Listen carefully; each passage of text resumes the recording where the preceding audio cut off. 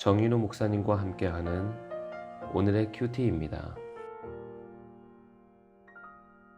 4월 1일 오늘의 말씀은 마가복음 13장 1절에서 13절까지입니다.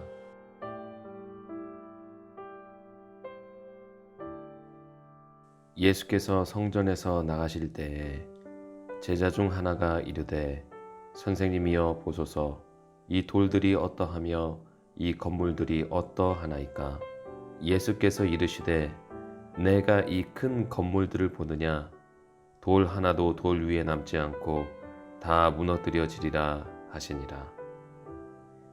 예수께서 감람산에서 성전을 마주 대하여 앉으셨을 때에 베드로와 야고보와 요한과 안드레가 조용히 묻되 우리에게 이르소서, 어느 때에 이런 일이 있겠사오며 이 모든 일이 이루어지려 할 때에 무슨 징조가 있사오리까? 예수께서 이르시되 너희가 사람의 미혹을 받지 않도록 주의하라. 많은 사람이 내 이름으로 와서 이르되 내가 그라하여 많은 사람을 미혹하리라. 난리와 난리의 소문을 들을 때에 두려워하지 말라. 이런 일이 있어야 하되 아직 끝은 아니니라.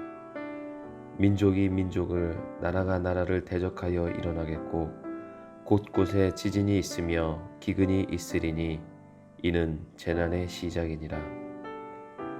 너희는 스스로 조심하라. 사람들이 너희를 공회에 넘겨주겠고 너희를 회당에서 매질하겠으며 나로 말미암아 너희가 권력자들과 임금들 앞에 서리니 이는 그들에게 증거가 되려 함이라. 또 복음이 먼저 만국에 전파되어야 할 것이니라. 사람들이 너희를 끌어다가 넘겨줄 때에 무슨 말을 할까 미리 염려하지 말고 무엇이든지 그때에 너희에게 주시는 그 말을 하라. 말하는 이는 너희가 아니요 성령이시니라. 형제가 형제를, 아버지가 자식을 죽는 데에 내주며 자식들이 부모를 대적하여 죽게 하리라. 또 너희가 내 이름으로 말미암아 모든 사람에게 미움을 받을 것이나 끝까지 견디는 자는 구원을 받으리라. 아멘. 네, 오늘 새벽 말씀은 마가복음 13장 1절부터 13절까지입니다. 예수님은 여기서 성전 파괴와 마지막 때의 징조들을 말씀하십니다. 그래서 오늘 설교 제목은 모든 것이 무너질 때입니다. 첫 번째로 성전 파괴에 관한 예언입니다. 예수님은 성전에서 몇 가지 일을 겪으셨습니다. 종교 지도자로부터 권위에 대한 도전을 받았고 세금의 타당성에 대한 질문, 그리고 부활에 대한 질문을 받았습니다. 갈수록 예루살렘의 분위기는 예수님을 향하여 적대적으로 변해가고 있었습니다. 성전을 나가실 때에 제자 중 한 명이 헤롯 왕이 지은 성전의 규모와 아름다움에 감탄하게 됩니다. 하나님의 성전은 원래 솔로몬에 의해서 지어졌습니다. 이 성전은 바벨론의 침공을 받아서 완전히 파괴되었습니다. 그 후에 바벨론의 포로로 있다가 귀환한 스룹바벨과 느헤미야에 의해서 제2성전이 건축됩니다. 이 스룹바벨 성전은 규모가 작고 보잘것이 없는 것이었습니다. 그리고 오늘 나오는 헤롯 왕이 유대인들의 환심을 사기 위해서 제3성전을 지었습니다. 이 성전은 솔로몬 때 지은 성전의 2배 정도로 큰 대형 건축물이었습니다. 예루살렘 서쪽 성전 언덕을 떠받치는 돌의 무게가 무려 415톤이나 될 만큼 큰 그런 건축물이었습니다. 그러니 제자들이 감탄할 만했습니다. 그러나 이 성전도 결국 AD 70년에 로마의 타이터스 장군에 의해서 파괴되고 맙니다. 예수님은 이것을 예언하신 것입니다. 2절 말씀에 보면 예수께서 이르시되 내가 이 큰 건축물들을 보느냐?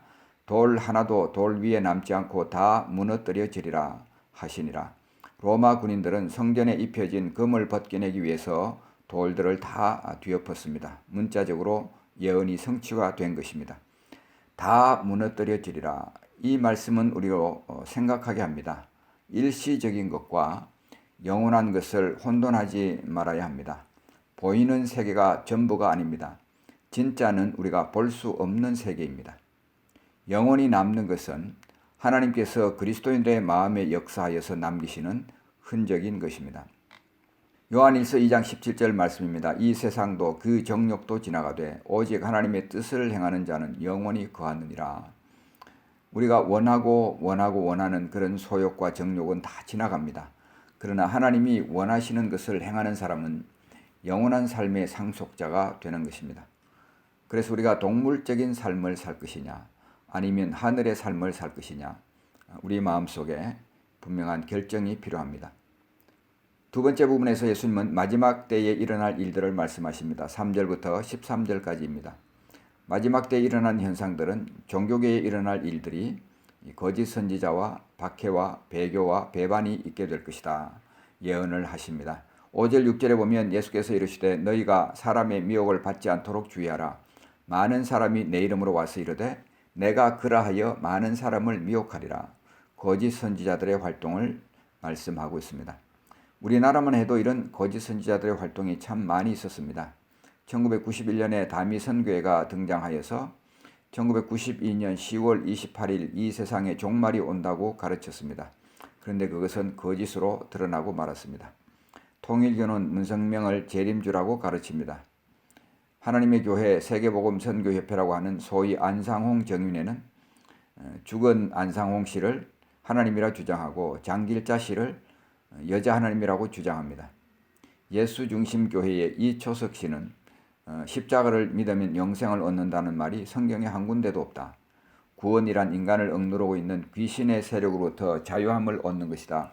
이렇게 가르쳤습니다. 레마 성교회나 만민중앙교회, 우리가 또 최근에 코로나로 인하여서 떠들썩하게 된 신천지 예수교 증거 장막 성전, 우리나라만 해도 이런 거짓 선지자들의 활동이 너무나 많이 생겼습니다. 이 종교계에는 두 번째로 핍박이 있게 될 것이라고 얘기합니다. 9절입니다. 너희는 스스로 조심하라. 사람들이 너희를 공회에 넘겨주겠고 너희를 회당에서 매질하겠으며 나로 말미암아 너희가 권력자들과 임금들 앞에 서리니 이는 그들에게 증거가 되려 함이라. 핍박이 있게 될 것을 말씀하고 있습니다. 뿐만 아니라 12절 13절에서는 형제가 형제를 아비가 자식을 죽는 데 내어주며 자식들이 부모를 대적하여 죽게 하리라. 또 너희가 내 이름으로 말미암아 모든 사람에게 미움을 받을 것이나 끝까지 견디는 자는 구원을 받으리라. 이것은 배교에 대한 예언입니다. 믿음 생활을 배반하게 되고 형제가 형제를 또 아비가 자식을 죽는 데 내주는 자식이 부모를 대적하게 되는 이런 일이 발생할 것이 예언이 되고 있는 것입니다. 정치계에 일어날 일들은 8절 말씀 앞부분입니다. 분쟁과 전쟁이 있게 될 것이라고 말씀합니다. 민족이 민족을, 나라가 나라를 대적하여 일어나겠고 세계 곳곳에는 이런 나라와 나라의 사이의 전쟁보다 민족이 민족을, 한 민족 안에서 일어나는 그런 분쟁들이 더 심각해지고 있습니다. 신장 위구르 지역 분리독립운동을 잘 아실 것입니다. 한족과 위구르족 간의 갈등입니다. 가자 지역에서는 팔레스타인과 유대인 사이에 갈등이 있습니다. 카시미르에는 이슬람과 힌두의 갈등이 60년 이상 지속이 되고 있습니다. 필리핀, 콜롬비아, 페루, 수단, 멕시코, 네팔, 나이지리아 이런 데는 정부군과 반군 사이에 전쟁이 있는 곳들입니다. 세 번째로 자연계에 일어날 일들을 얘기하고 있습니다. 지진과 기근이라고 오늘 말씀하고 있는데요. 곳곳에 지진이 있으며 기근이 있으리니 이는 재난의 시작이라. 최근에 들어서 지진이 많이 일어납니다. 2019년 12월 20일에 델리 NCR 지역에 지진 강도 6.3의 지진이 왔었습니다. 지진 통계에 보면 지진 강도 5.0에서 5.9에 해당이 되는 지진은 매달 2회씩 발생하고 있습니다. 매년 27.26회 정도 발생을 하고 있습니다. 우리가 잘 의식하지 못해서 그렇지 지진이 자주 일어난다는 말입니다.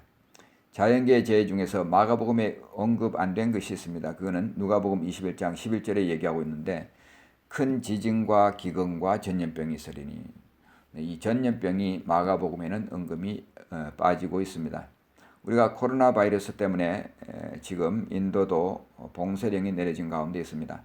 최근에 업데이트 정보를 보면 감염 보고가 78만 6천 건, 그리고 확진자가 20만 4천여 건, 사망자가 37,832명, 감염자가 3월 10일 이후로 급증하고 있습니다.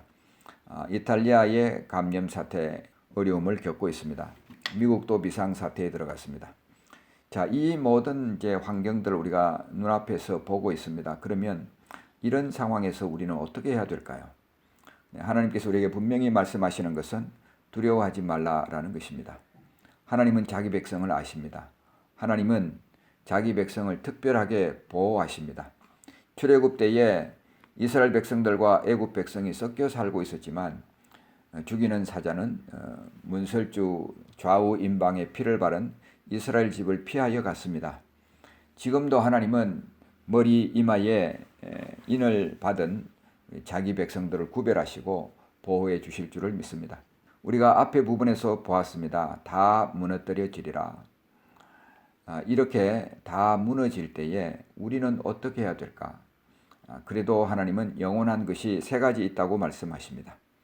하나님의 말씀이 영원하고, 그리고 성도가 영원하고, 하나님이 영원합니다. 하나님의 말씀은 천지는 없어지겠으나 내 말은 없어지지 아니하리라. 마태복음 24장 35절 말씀입니다. 하나님의 말씀은 없어지는 말씀이 아닙니다. 영원히 남아있는 말씀입니다. 하나님이 영원하십니다. 신명기 33장 27절에 보면 영원하신 하나님이 내 처소가 되시니 그의 영원하신 팔이 내 아래에 있도다. 하나님의 팔은 항상 우리를 언제라도 받쳐주기 위하여서 우리 아래에 대기하고 있습니다. 아까도 보았습니다. 성도가 영원합니다. 요한 1서 2장 17절입니다. 이 세상도 그 정욕도 지나가되 오직 하나님의 뜻을 행하는 자는 영원히 거하느니라. 그럼 우리는 하나님의 말씀을 통해서, 기도를 통해서 하나님과의 교제를 지속해 나가야 합니다. 이 세상이 어떻게 되더라도 우리의 관계는 영원할 것입니다. 우리가 이 세상에서 떠나든 여기 있든 하나님과의 관계는 영원한 것입니다. 사랑하는 성도 여러분, 영원한 것을 위해 시간을 투자하고 주님과의 교제에 친밀함을 더해 나가는 나날이 되시기를 우리 주님의 이름으로 축복합니다. 기도하겠습니다. 하나님 아버지, 은혜를 감사합니다. 오늘 주님께서 모든 것이 무너지더라도 우리가 해야 될 일이 있다고 말씀하십니다. 하나님의 말씀은 영원합니다. 하나님 영원하신 하나님입니다. 그리고 성도도 영원합니다. 하나님의 뜻을 행하는 자는 영원히 거하느니라 주님께서 말씀하셨습니다. 하나님 아버지, 우리가 이 땅에서 일어나는 일들 보며 실망하거나 마음이 어려워지지 않도록 붙들어 주시고, 주님 영원한 것을 위하여서 시간을 낼 수 있게 하여 주옵소서. 없어지는 것에 관심을 가지지 아니하고 없어지지 않는 것에 관심을 가지며 시간을 투자할 수 있도록 은혜를 베풀어 주시옵소서. 영원하신 그 말씀 붙들 수 있게 하여 주시고 영원하신 하나님을 향하여 나아갈 수 있게 하여 주시옵소서. 우리가 말씀과 기도 안에 질적인 시간을 보내어감으로써 하나님과 교제가 질적으로 변화되어 나가게 하시고 하나님과의 친밀함이 더해지는 아름다운 역사들 있게 하여 주시옵소서. 주님의 가르침 기도로 예배를 마칩니다. 하늘에 계신 우리 아버지여, 이름이 거룩히 여김을 받으시오며 나라가 임하시오며 뜻이 하늘에서 이루어진 것 같이 땅에서도 이루어지이다. 오늘 우리에게 일용할 양식을 주시옵고 우리가 우리에게 죄 지은 자를 사하여 준 것 같이 우리 죄를 사하여 주시옵고 우리를 시험에 들게 하지 마시옵고 다만 악에서 구하시옵소서. 나라와 권세와 영광이 아버지께 영원히 있사옵나이다.